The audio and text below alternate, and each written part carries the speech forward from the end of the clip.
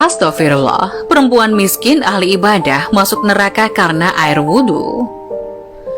Kisah menyedihkan ini dialami perempuan miskin tapi rajin ibadah.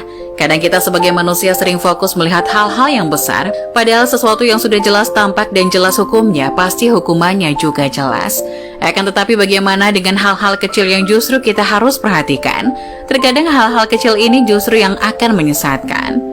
Berwudu adalah kegiatan yang memberikan kebaikan dan banyak manfaat. Dengan berwudu dan menjaga wudu, umat muslim akan tetap suci dalam lindungan Allah.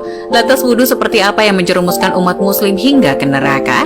Berikut ini adalah cerita tentang dua orang dengan kondisi yang kontras, seorang laki-laki kaya raya dan perempuan papa.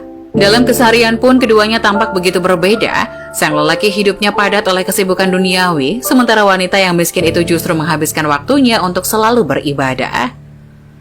Kesungguhan dan kerja keras lelaki tersebut membawanya pada kemapanan ekonomi yang diidamkan. Kekayaannya tak ia nikmati sendiri. Keluarga yang menjadi tanggung jawabnya merasakan dampak ketercukupan karena jerih payahnya.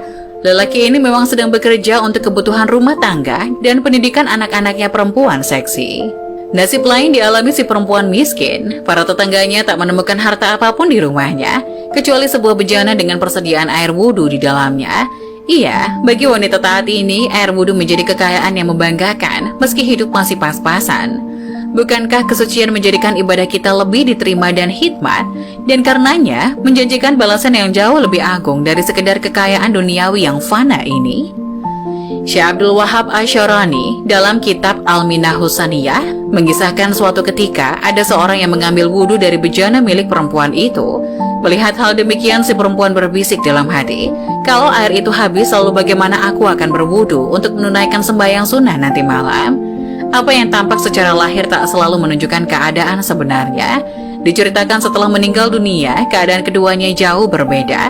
Sang lelaki kaya raya itu mendapat kenikmatan surga, sementara si perempuan papa yang taat beribadah itu justru masuk neraka. Kenapa bisa begitu? Lelaki hartawan tersebut menerima kemuliaan lantaran sikap zuhudnya dari gemerlap dunia. Kekayaannya yang banyak tak lantas membuatnya larut dalam kemewahan cinta dunia serta kebahilan. Apa yang dimilikinya semata untuk kebutuhan hidup, menunjang keadaan untuk mencari ridha Allah. Pandangan hidup semacam ini tak dimiliki si perempuan. Hidupnya yang serba kekurangan justru menjerumuskan hatinya pada cinta kebendaan. Buktinya ia tak mampu merelakan orang lain berwudu dengan airnya, meski dengan alasan untuk beribadah. Ketidakikhlasan adalah petunjuk bahwa ia miskin bukan karena terlepas dari cinta kebenaran, melainkan dipaksa oleh keadaan. Syekh Abdul Wahab Asy'arani menjelaskan dalam kitab yang sama bahwa zuhud adalah meninggalkan kecenderungan hati pada kesenangan duniawi, tapi bukan berarti mengosongkan tangan dari harta sama sekali. Segenap kekayaan dunia direngkuh untuk memenuhi kadar kebutuhan dan memaksimalkan keadaan untuk beribadah kepadanya.